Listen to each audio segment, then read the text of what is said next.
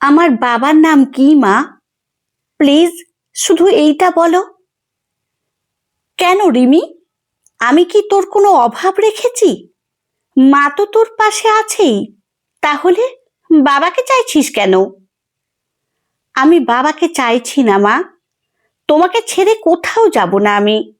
ভয় পেও না, শুধু আমার বাবা কে সেটাই জানতে চাই আমি। তবু পুরবী চুপ, অধৈর্য হয়ে উঠল রিমি। কি হলো মা? আমার বাবার নামও জানতে পারবো না আমি? বলো, চুপ করে আছো কেন? তবুও পুরবীর মুখে কথা ফোটে না। রিমি অবাক হয়ে যাচ্ছিল মায়ের নীরবতায়। ছোটবেলা থেকে দেখে এসেছে একা মাই দুহাতে আগলে বড় করেছে ওকে। রিমিকে বড় করে তোলাটাই যেন ছিল মায়ের জীবনের একমাত্র লক্ষ্য। মায়ের জীবন জুড়ে ছিল শুধু রিমি, রিমি আর রিমি। ছিল কেন, এখনো আছে। এখন মাকে দেবীর মতো শ্রদ্ধা করে রিমি, তাই বন্ধুদের খারাপ মন্তব্য ওর গায়ে জ্বালা ধরায়। ওদের মুখের ওপর উচিত জবাব দিতেই তো ওকে বাবার পরিচয় জানতে হবে। কিন্তু কই, মা তো কিছুই বলছে না। কে আর বলা কথাগুলো মনে পড়ে যায় রিমির। আচ্ছা রিমি, তোর বাবা কোথায় থাকে? কখনো তো দেখিনি। রিমি খেয়াল করেছে মা লোকের সাথে খুব একটা মেশে না, যথাসম্ভব এড়িয়ে চলে অন্য লোকের সান্নিধ্য। কিন্তু রিমিকে স্কুলে দিয়ে আসা আর নিয়ে আসার সূত্রে মাকে তো প্রতিদিন স্কুলে আসতে হয়, তাই বন্ধুরা মাকে চেনে। এছাড়া পেরেন্টস টিচার মিটিংয়েও মাকেই অ্যাটেন্ড করতে হয়। কে আছে রিমির মা ছাড়া? মাকে তাই সবাই চেনে। কিন্তু বাবার ব্যাপারেও যে অন্যদের অনেক কৌতূহল গড়ে উঠেছে সেটাও বোঝে রিমি। নিজে কখনো বাবার ব্যাপারে সেভাবে ভাবেনি। মাকে জিজ্ঞেস করেছিল হয়তো এক দুবার। মা বলেছিল বাবা অন্য জায়গায় থাকে, ব্যাস। আর কিছুই জানে না বাবার ব্যাপারে রিমি, জানতে চায়ও নি।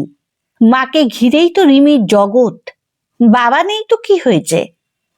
তাই কেয়ার প্রশ্নের উত্তরে রিমি বলেছিল আমার জন্মের আগেই ছাড়াছাড়ি হয়ে গেছিল ওদের। ছাড়াছাড়ি মানে ডিভোর্স? কিন্তু তবুও তো বাবার ব্যাপারে কিছু অন্তত জানা উচিত ছিল তোর। তুই তো বাবার নামও জানিস না। মা বলেনি, আমারও জানতে ইচ্ছে হয়নি। বাহ, জানতে ইচ্ছে হয়নি বললেই হলো? তোর বাবা কে জানবি না তুই? আমার মনে হয় তোর মা কিছু লুকোতে চায় তোর কাছ থেকে, তাই তোর বাবার ব্যাপারে কিছু বলে না। কি লুকোবে? অবাক রিমি প্রশ্ন করেছিল। ওর কাছে মা টলটলে জলের মতোই স্বচ্ছ, লুকোনো কিছু থাকার তো প্রশ্নই নেই। খারাপ কিছু, হয়তো তোর মায়ের অতীতে এমন কিছু আছে যেটা তোর কাছে ধরা পড়লে মুশকিল, তাই হয়তো। থেমে গেছিল কেয়া, কিন্তু ওর ইঙ্গিতটা পরিষ্কার। প্রচন্ড রাগ হচ্ছিল রিমির। এরকম কথা ও নতুন শুনছে না, কিন্তু আজ কেয়া যেন একটু বেশি বলে ফেলেছে। তখনই রিমি ভেবেছিল সবকিছু পরিষ্কারভাবে জেনে ওদের মুখ বন্ধ করবে। কিন্তু মায়ের নীরবতা দেখে মনে হচ্ছে তবে কি কেয়া সন্দেহই ঠিক? না না, এ কি ভাবছে রিমি? জোর করে মাথা থেকে সন্দেহটা তাড়ায় রিমি। মায়ের গলা দুহাতে জড়িয়ে ধরে আদুরে গলায় বলে ও, মা গো, আমার সোনা মা, কেন তুমি বাবার নাম বলছো না? তুমি কি ভাবছো আমি বাবাকে চিনলেই তার কাছে চলে যাব? এরকম কখনো হবে না মা। যে মানুষটা কখনো আমার খোঁজ নেয়নি, আমি কেন তার কাছে যাব? প্লিজ মা, বাবার নামটা বলো। তবুও মা সাড়া দেয় না দেখে রিমি এবার রেগে গেল। চেঁচিয়ে উঠল সে, কেন বাবার নাম বলছো না তুমি? আমার বন্ধুরা কিসব ভাবে তোমায় নিয়ে, আমার একদম ভালো লাগে না। কাল থেকে স্কুলে যাব না আমি। বন্ধুদের আজে বাজে মন্তব্য তাহলে আর শুনতে হবে না আমায়। পূরবী অবাক হয়ে ক্লাস 10-এ পড়া নিজের মেয়েটার দিকে তাকিয়েছিল। কবে থেকে মেয়েটা এত রাগী হয়ে উঠেছে? মায়ের সঙ্গে এভাবে তর্ক করতে শিখেছে। সে আস্তে আস্তে বলল, তুই আমার মেয়ে রিমি, তোর আর আমার মাঝে আর কেউ আসতে পারে না, কেউ না। উফ মা, চুপ করো তুমি, বড় বড় কথা আর বলো না। নিজের পাপ ঢাকতে একটার পর একটা মিথ্যে কথা বলছো তুমি। কতজনের সাথে তোমার সম্পর্ক ছিল মা, যে আমার বাবাকে এটাই বলতে পারছো না তুমি? রিমি, চুপ কর, চুপ কর, উন্মত্তের মতো চেঁচিয়ে উঠেছিল পূরবী। মায়ের উদ্ভ্রান্ত দুচোখ দেখে পলকের জন্য থমকালো রিমি। তারপরেই দ্বিগুণ জোরে চেঁচিয়ে উঠল, কেন চুপ করব? কতদিন এভাবে আমাকে চুপ করিয়ে রাখতে পারবে? 100 বার বলবো, তুমি খারাপ, তুমি মিথ্যেবাদী।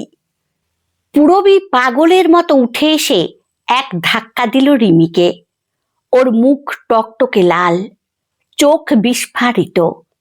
বেরিয়ে যা, বেরিয়ে যা তুই, আর কখনো এখানে আসবি না। কেন আসবো? কে তুমি? চিনি না আমি তোমাকে। ভাবতেই ঘেন্না লাগছে যে তুমি আমার মা।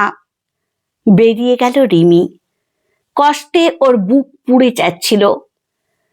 মায়ের প্রতি তীব্র ঘৃণায় জ্বলছিল ওর বুক। এই মহিলার কাছে আর ফিরবে না সে। এই মুহূর্তে রিমির মনেই পড়ছিল না ওকে ঘিরেই এই মহিলার জীবন আবর্তিত হতো একদিন। রিমি ছাড়া আর কাউকে নিয়ে কখনো ভাবেনি ওই মহিলা।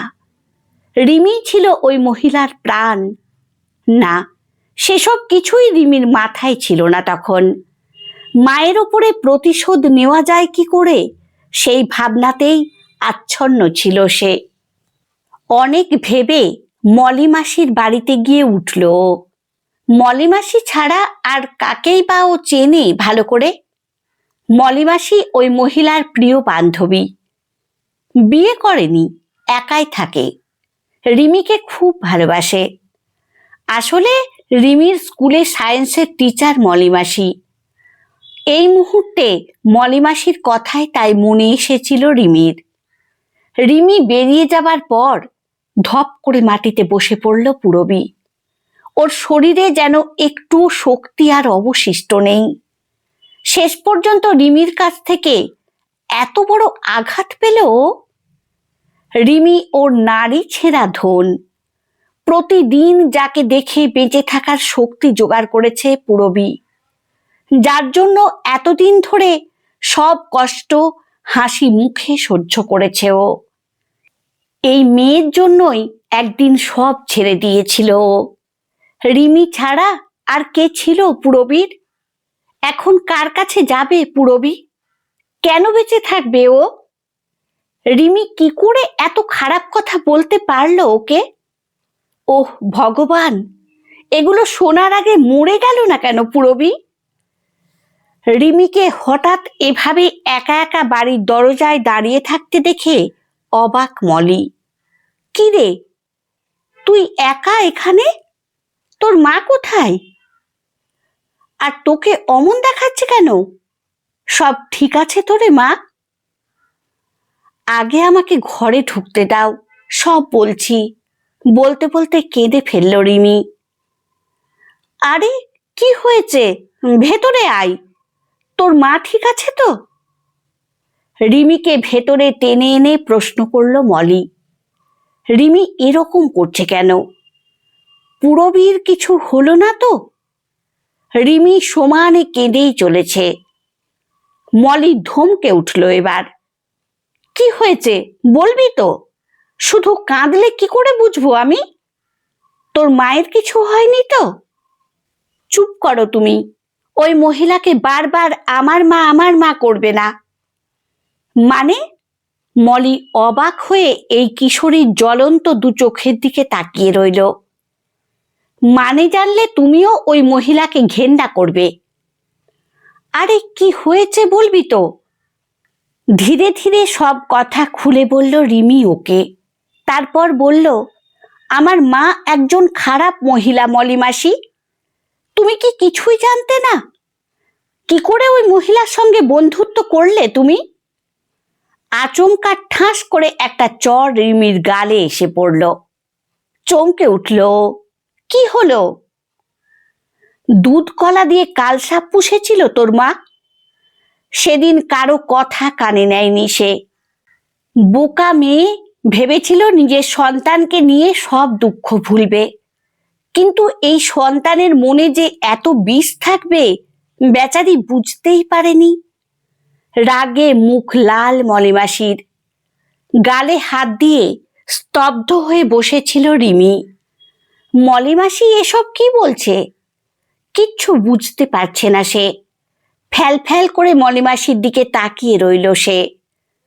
মলিমাসি ভেতরে গিয়ে একটা অ্যালবাম হাতে ফিরে এলো। দেখ, এইটা তোর বাবা। দেখতে মানুষের মতো হলেও আসলে সে একটা পিশাচ। অবাক রিমি ছবিটা দেখছিল। ঝকঝকে সুন্দর 5 জন তরুণ তরুণী সমুদ্রকে পেছনে রেখে দাঁড়িয়ে আছে হাসি মুখে। এর মধ্যে কোকড়া চুলের ছেলেটা ওর বাবা। ওর পাশেই সলজ্জ মুখে দাঁড়িয়ে আছে যে তরুণী, ওটা তো মা। ছি রিমি, নিজের মাকে চিনতে এরকম ভুল করলি? যে তোকে ছাড়া আর কিছু নিয়ে ভাবেনি এতদিন, তাকেই এত কষ্ট দিয়েছিস তুই? তুমি বলো, আমি কি করতাম? মা তো কিছুই বলছিল না আমাকে। বন্ধুরা মাকে নিয়ে খারাপ মন্তব্য করে, কি করে ওগুলো সহ্য করতাম আমি? কি হয়েছিল মায়ের সাথে বলো মলিমাসি? কাঁদছিল রিমি। তোর মা চায়নি তুই তোর বাবার আসল পরিচয় জানিস। সে ভেবেছিল এগুলো জানলে ভেঙে পড়বি তুই, কষ্ট পাবি, সহ্য করতে পারবি না। জীবনের অন্ধকার দিকটা থেকে আড়াল করতে চেয়েছিল তোকে মা। তোর মা ওই লোকটাকে পাগলের মতো ভালোবাসতো, কিন্তু ওই লোকটা ছিল এক ভণ্ড। 3 বছরের সম্পর্ককে তুড়ি মেরে উড়িয়ে দিয়ে নিজের বসের মেয়েকে বিয়ে করে বিদেশ চলে গেছিল ওই লোভী লোকটা। তুই তখন তোর মায়ের পেটে এসে গেছিস। তোর মা পাগলের মতো ছুটে গেছিল ওর কাছে, কিন্তু সে অম্লান বদনে বলেছিল, কার না কার সন্তান ওটা, এর দায় সে নিতে পারবে না। কিছুতেই সে স্বীকার করেনি যে তুই ওরই সন্তান। এমন বিশ্বাসঘাতকতায় স্তব্ধ হয়ে গেছিল তোর মা। তারপর? পাথরের মতো মুখে প্রশ্ন করল রিমি। তারপর তোর বোকা মা জেদ ধরল তোকে পৃথিবীতে আনবে। সবাই কত বোঝালো এই সন্তানকে নষ্ট করে ফেলার জন্য, কিন্তু তোর মায়ের এক কথা, যে আসছে ওর কি অপরাধ? ও তো কিছুই করেনি, তাই বাচ্চা নষ্ট করবে না ও। সবার বিরুদ্ধে গিয়ে তোর মা হতে চাইল। এক কাকু কাকিমা আর এক মামা ছাড়া আর কেউ ছিল না তোর মায়ের। কাউকে পাশে পায়নি ও ওই দুর্দিনে। শুধু আমি ওর পাশে দাঁড়িয়েছিলাম, যদিও আমিও চাইনি তুই পৃথিবীতে আসিস। কিন্তু তোর মায়ের জেদে শেষ পর্যন্ত এলি তুই। সেই থেকে তুই ওর জীবন। তোকে জড়িয়েই সেই থেকে বেঁচে আছে ও। আমি ওকে ছাড়বো না। আই উইল কিল হিম। ওই স্কাউন্ড্রেলটাকে শেষ করে ফেলবো আমি। চোখ দিয়ে জল গড়াচ্ছিল রিমির। এত কষ্ট পেয়েছে ওর বোকা শোকা নরম মাটা। রিমির দিকে এক পলক দেখল মলিমাসি, তারপর বলল, কি দরকার? ওই লোকটাকে ভুলে যা তুই। নিজের মায়ের পাশে দাঁড়া। ওর এতদিনের কষ্ট, এত ত্যাগ বিফলে যেতে দিস না। মায়ের যোগ্য মেয়ে হয়ে ওঠ। এটাই হবে উপযুক্ত জবাব। এরপর ঈশ্বর সুযোগ দিলে নিশ্চয়ই ওই লোকটার মুখোমুখি দাঁড়াবি তুই। আমি মায়ের কাছে যাব মলিমাসি। হ্যাঁ চল, আমিও যাচ্ছি। বেচারি কি করছে কে জানে, কতটা কষ্টও পেয়েছে সেটা ওই জানে। বেরিয়ে পড়ল দুজনে পুরবীর কাছে যাওয়ার জন্য। আর বেঁচে থাকতে ইচ্ছে নেই পুরবীর, যার জন্য সবকিছু সহ্য করে বেঁচে ছিল এতদিন, আজ সেই বড় নিষ্ঠুরভাবে আঘাত করেছে। কষ্টে বুক ফালা ফালা হয়ে যাচ্ছে পুরবীর, নিঃশ্বাস বন্ধ হয়ে আসছে। না, আর বেঁচে থাকার কোনো মানে নেই। ধারালো ব্লেডখানা নিজের কবজির ওপর চালিয়ে দিল পুরবী। নিমেষে শিরা কেটে গলগল করে বেরিয়ে এলো রক্ত। একবার কাতরভাবে উফ বলে উঠল পুরবী, তারপর শুয়ে পড়ল মেঝেই। মাথা ঝিমঝিম করছে ওর, চোখ বন্ধ হয়ে আসছে, বড্ড ব্যথা করছে, কিন্তু বুকের ব্যথার চেয়ে অনেক কম এটা। চোখ বুজে এলো পুরবীর। কতক্ষণ পরে কে জানে চোখ মেলে তাকালো পুরবী। এ কোথায় শুয়ে আছে ও? হাত তুলতে গিয়ে বুঝল সূচ ফোটানো রয়েছে হাতে, স্যালাইন চলছে, মুখে অক্সিজেনের মাস্ক। এর মানে এটা হসপিটাল। কখন কিভাবে এখানে এলো পুরবী? পুরবীকে চোখ মেলতে দেখে সিস্টার ছুটে গিয়ে ডক্টরকে ডেকে আনলো। তিনি সব পরীক্ষা করে খুশি হয়ে 3 দিন ধরে হসপিটালে ঠাঁই বসে থাকা রিমির কাছে গিয়ে বললেন, তোমার মায়ের বিপদ কেটে গেছে, এখন দেখা করতে পারো তুমি। চোখের জল মুছে মায়ের কাছে দৌড়ে গেল রিমি। মা, ওর অবুঝ আর বোকা মা। রিমিকেই যে সারা জীবন মাকে আগলে রাখতে হবে, শক্ত করে ধরে রাখতে হবে মায়ের হাত। মা, আমাকে ছেড়ে কোথায় যাচ্ছিলে তুমি? মায়ের মাথায় হাত বুলিয়ে দিচ্ছিল রিমি। চোখ খুলল পুরবী, আবার অভিমানে বন্ধ করে ফেলল চোখ। মা, রাগ করেছ? কষ্ট পেয়েছ? আমার ভুল হয়েছে মা, মাফ করে দাও আমায়। আমি বাবার খোঁজ করছিলাম, ভুলেই গেছিলাম। তুমি তো আমার বাবা, আবার তুমিই আমার মা, তুমিই আমার সব মা। কথা দিচ্ছি তোমায়, আর কখনো কোনো কষ্ট পেতে দেব না আমি তোমায়। দেখে নিও মা। নিজের দুর্বল হাতটা দিয়ে রিমির হাত আঁকড়ে ধরল পুরবী। মেয়ে এবার মা হয়ে উঠেছে, আর চিন্তা নেই। রিমি এখন পুরবীর আশ্রয়, ওর ব্যথায় দগ্ধ জীবনের শীতল ছায়া। গল্পটি আপনাদের কেমন লাগলো কমেন্টে অবশ্যই জানাবেন। ভালো লাগলে লাইক ও সাবস্ক্রাইব করে পাশে থাকবেন। ধন্যবাদ।